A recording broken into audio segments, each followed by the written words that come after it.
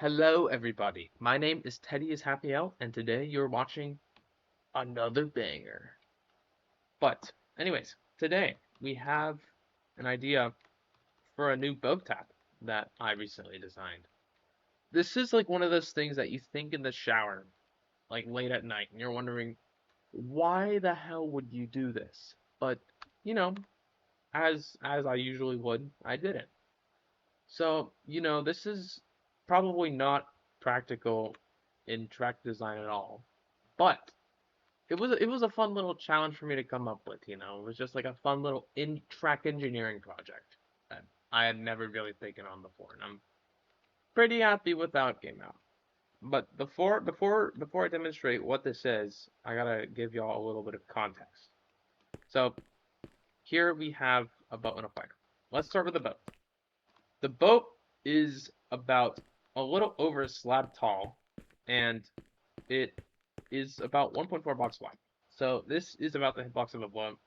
Obviously, it's not very tall, but that's okay because our next player, we can see what happens when you get a player inside of a boat. I've enlisted my friend Sergey Rachmaninoff to help me, and because of this, my good pal Sergey is about to show me what happens when you get inside a boat. So, as you can see, he is obviously taller inside the boat, like it gives it some height. But as you can see, an important observation to make that this is taller than a block. Like you can see that this line goes completely like probably goes to his shoulder level. Probably doesn't even meet that. But as you can see, when he's in the boat, he's a lot taller than a block. Like he exceeds that height by like point 3 or point 0.4 blocks. But I was thinking anyways,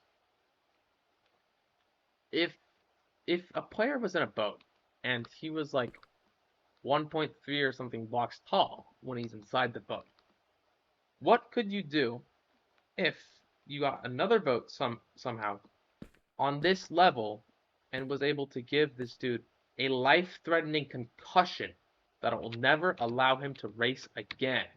This, my friends, is the player tap. This is what I'm going to go over the components of just in a little bit. But yeah, this is the basic principle. Basically, the boat slams into the player's head, they suffer severe mental damage, and they'll never race again. So, let's go over the first part.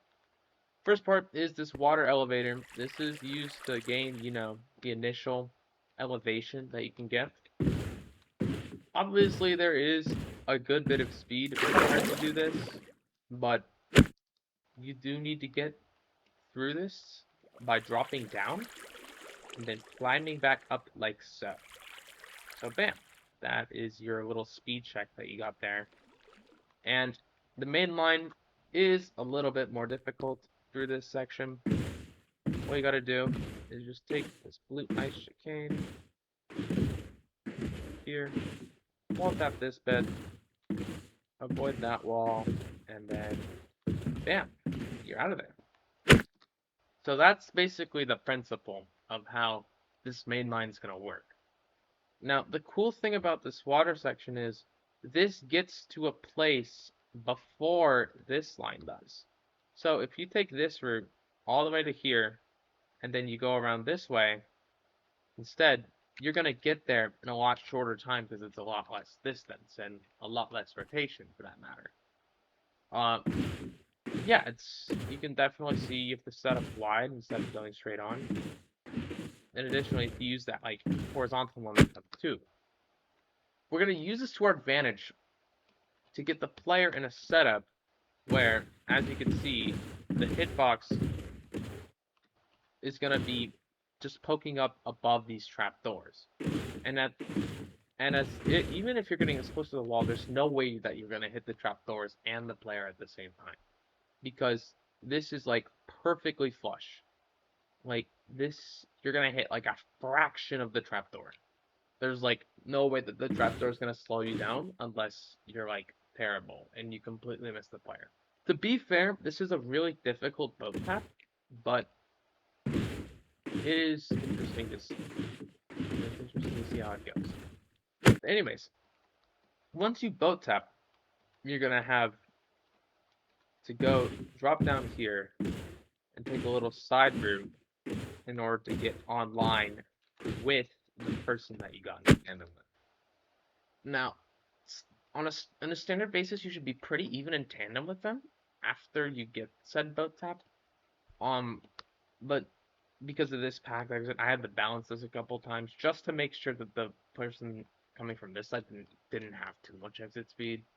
Because, obviously the boat tap person should have a lot more. But that was my testing of that part. Another issue I had was mostly with isolating this path with the rest of the track. Now, I don't think it's completely isolated, because you could still do this. This is why we add a little trapdoor here. And then boom, now it's completely isolated.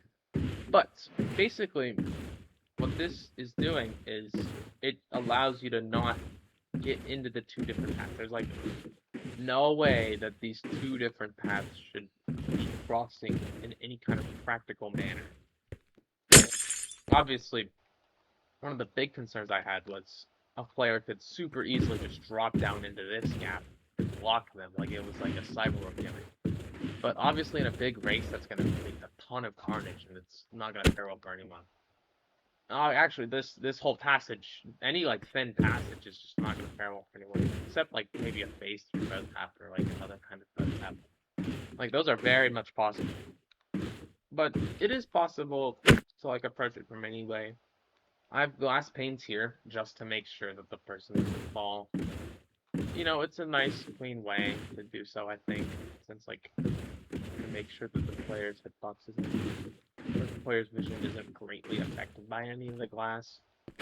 By having that, that's good. Also, I made sure that you can't wall tap the glass panes, because like if you do so, you'll just probably end up slamming into this, and it definitely will not be faster. But yeah, that's this section. I'm gonna try and do a quick little demonstration of the boat tap. We can do low tap, play, start, player tap. Yeah, I'm pretty sure you can call this a player tap actually. You're gonna walk up and then bang. Never mind, I'm terrible. As I said, this is a pretty hard boat tap, so it's definitely not easy to get it on your first try. Very easy to hit early. Yeah, you're gonna hit it like that. Just like that. And as you can see, well into tandem with this person. Because, like, due to desync and exit speed and whatnot, if you continued this straight a little further, you would see that over time they would get closer and closer to tandem. So, it seems like that has fared well. Yeah, I also forgot to mention this bump control. I mean, if you send it here, that's obviously not good, but it's just a way to isolate a different route of the track, and you could definitely make it slower. I mean, it's very obviously not slower right now, because you can just full send it, skip that line, and just go through here without any kind of consequences. But it's very easy to make it into a full-on thing where you just like make this so slow and like long and roundabout. But yeah, this is the basics of this boat tap. Uh, Nibber Gang, if you guys have any feedback and suggestions, you guys can post it in the track building channel. But yeah, that's it. Thank you guys for watching, and I hopefully will see you guys in the later video. Bye bye.